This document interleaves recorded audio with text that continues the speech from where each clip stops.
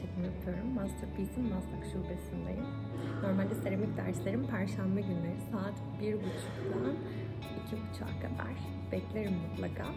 Bu şekilde bugünkü ilk dersimizde çanak çömlekte primitif dönemde ilk yapılan bu çömlek çanağımızı yapacağız. Elle çimdiklendirme yöntemiyle yapıyoruz. Çimdik yöntemini İngilizce olarak pinching method olarak da aratabilirsiniz. Bu şekilde ağız kısmını düz yapıp, duvarlarını eşit yapıp, dip kısmını da sırlanmaya uygun hale getirerek hazır bir şekilde üretmiş oluyoruz. Bu şekilde çömleğimiz hazırdır. Seramik herkesi mutlu eden güzel bir ders. Mutlaka seramik derslerine beklerim. Evet, bugünkü çalışmamızda çamurumuz beyaz olacak ve bir seramik çimdikleme yöntemiyle oluşacak bir çanak yapacağız. Bu bile şu an çok fazla benim için. O yüzden bunun yarısını kullanacağım. Avucuma sığabiliyor olması önemli. Bu şekilde sıkıştırıyorum. Yüzeyden destek alıyorum. Ve yuvarlamaya devam ediyorum. Bu yerlerini bu şekilde düzeltebiliyorsunuz. Ama çok pürüzsüz olması bizim için önemli değil şu anki bu aşamada. Sadece formun avucuma sığması ve yuvarlak olması önemli. Bu şekilde sabitliyorum. Baş parmaklarımı iç kısma, yan parmaklarımı da yanda destekleyici olarak kalacak şekilde bastırıyorum. İyicene içine girmeli. Dibinden çıkıp çıkmadığını hep sorar öğrencilerim. Bu şekilde çıkmıyor. Parmakları hareket ettirmek biraz zor. Sıkıştıra sıkıştıra bu şekilde buradan bir yükseklik elde etmeye çabalıyorum.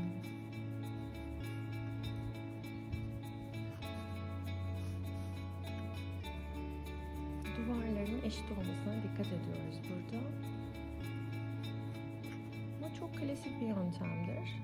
İlk primitif çağlardaki kapkacak yöntemi, elle şekillendirme bu şekilde yapılıyor. Bakın dibi bu şekilde, parmak izlerim çıkmış oluyor. İç kısımdaki bütün duvarın eşit olduğunu, baş parmaklarım içeride, diğer parmaklarımla sıkıştırarak hepsini hissetmeye çabalıyorum.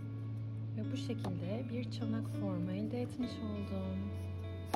Daha önceki dudaklı çanak, dudak kalemlik, dudak saksı videomda da olduğu gibi oradaki daha konik, düz bir formdu. Silindir şeklinde yapmıştık. Fakat burada biraz daha yayvan bir kase formunda yaptık. Bu biraz daha klasik bir form. Genişlik size bağlı. Ne amaçla kullanacağınıza göre bunun genişliğini isterseniz arttırabilirsiniz. Çok fazla elle müdahale etmek elimizin ısısı yüzünden buralarda çatlamaya neden olabilir. Bu ağız kısmını ince bırakmak evet zariftir fakat ilk yapanlar için birazcık kalın bırakmanızı öneriyorum. Çünkü çatlama veya kırılma yapmaması için, daha sağlam bir form olması için kalınlık bizim için önemli. Ters çevirip birkaç kez pat pat yaparak şöyle birkaç kez yapıyorum. Video sallanmasın diye birazcık yavaş yapıyorum. Siz biraz daha güçlü yapabilirsiniz. Bu şekilde bakın buralar daha da kalınlaştı ve eşitlendi. Ters çevirerek kurutursanız da ağız kısmı eşit kurumuş olacak. Tam oturduğu kısmında yerle temasının eşit olduğuna dikkat ediyoruz. Ardından dış yüzeyini eğer düzeltmek istiyorsak bu şekilde parmağımızla itekleyerek yüzeyi pürüzsüz bir yüzey haline getirmeye çabalıyoruz. Bu aşamada dilerseniz aslında hafif bir suyla ıslatarak, buradan da destek alarak daha hızlı parlatma yöntemi de elde edebiliriz. Hatta şimdi burayı bitirince deneyeceğim. Bu şekilde sprey yardımıyla yüzeyin her yerini ıslatarak,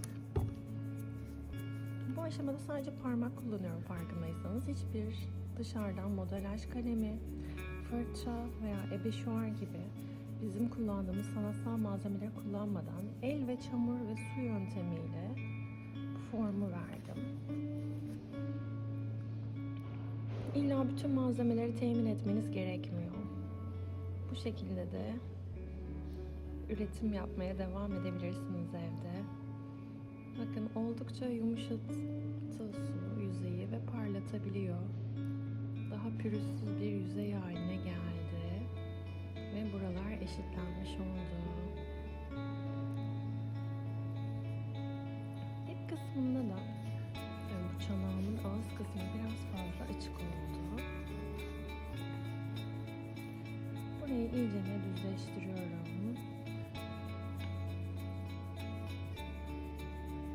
Hatta ben çanak formunun biraz daha içe doğru ağzının kapalı olmasını istediğim için bu şekilde sıkıştırma yaparak ağzını bu şekilde büzüp daha da küçük bir form haline getirebilirsiniz.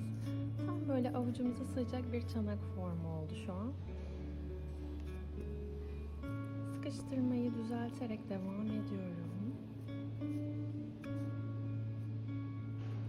Özellikle bu kısımlarına elinizle dışarıdan destekleyip parmağınızın dış kısmını kullanarak düzeltmeye devam edebilirsiniz. Bu şekilde ürünümüz hazır.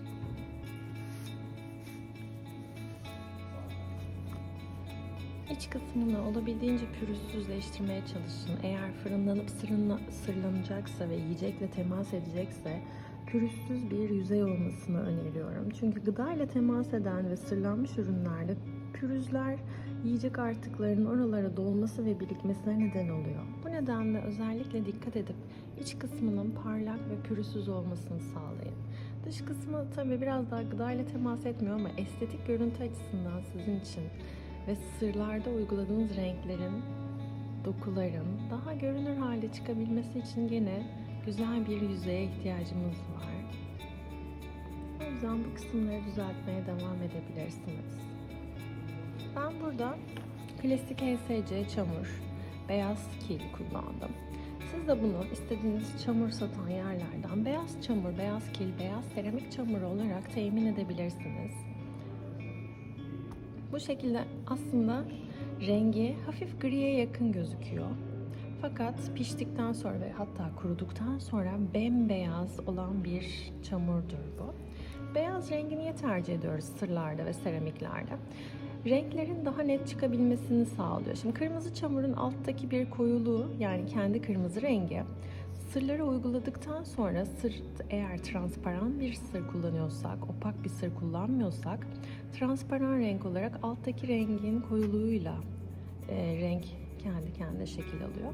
Bu nedenle transparan sırlarda mutlaka beyaz çamur tercih etmenizi öneririm. Ama eğer alttaki kırmızı rengi isteyerek farklı bir doku, farklı bir renk elde etmek istiyorsanız da kırmızı çamur da tabii tercih edilebilir.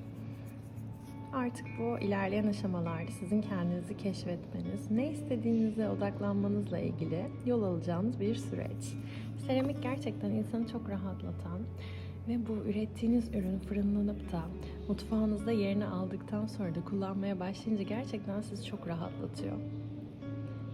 Evinize en yakın ulaşabileceğiniz bir kursla iletişime geçmenizi öneririm. Veya evde üretip daha sonra fırınlama için bir kurstan fırın kiralayabilir, raf kiralayabilir ve ürünlerinizi fırınlayabilirsiniz.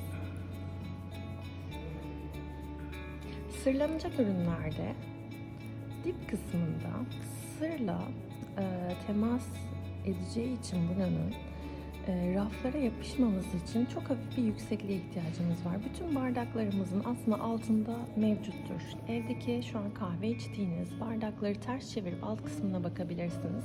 Çok hafif bir yükseklik vardır.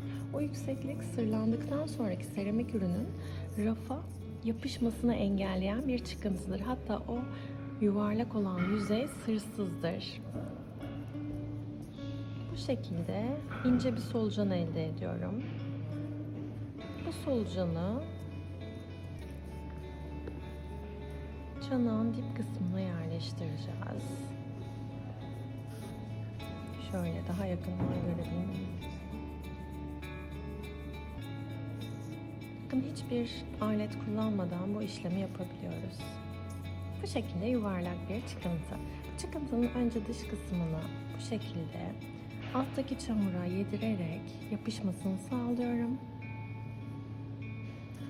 çevirip bütün yüzeyin tamamen yapıştığına emin olmak istiyorum. Buradaki pürüzleri de hemen gidermemiz lazım ki temiz bırakmalıyız ürünü. Ürünle kuruduktan sonra zımparayla uğraşmamak için yaşken ne kadar temiz bırakırsanız kuruduğunda da daha az işlem uygulamış oluyorsunuz. O yüzden temiz bırakmaya gayret edin. Dip kısmının iç kısmını da yine parmağınız yardımıyla içerideki duvara yedirmeye devam ediyoruz. Bu şekilde.